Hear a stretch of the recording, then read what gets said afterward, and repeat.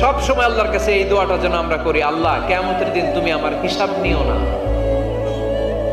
আল্লাহ তুমি আমার বিচার বসিও না, আল্লাহ তুমি দয়া করে আমারে মাফ করে দিও।